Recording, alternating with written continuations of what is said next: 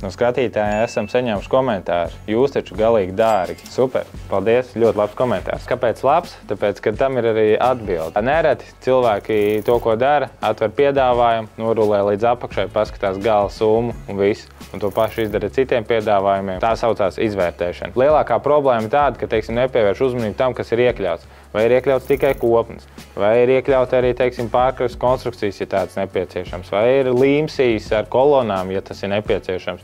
Un pats galvenais, vai ir arī pašu konstrukciju piegādi iekļaut. Tās ir tās pozīcijas, kas veido piedāvājumu kopējo, un nav noslēpums, nevienmēr piedāvājumos ir visas šīs pozīcijas iekļauts, tāpēc arī mēs saskaramies ar tādu problēmu, ka mēs it kā esam dārgi. Mēs neesam dārgi, mēs esam pilnvērtīgi. Vēl viena lieta arī, kas, teiksim, ir jāpatur prātā, jāpievērš uzmanību risinājumam.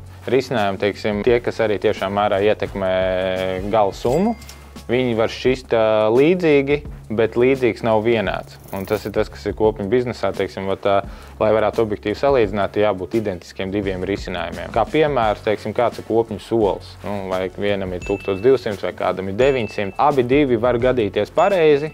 Jautājums, kāda ir, teiksim, tā konkrētā klienta vajadzība. Mēs kā kopņu uzņēmums, kas kopnes ražo jau 20 gadus, ļoti labi pārzinām tirgu, tāpēc mēs varam droši teikt, ka tas ir absolūts mīts. Cilvēki runā, ka Freimans ir dārgi.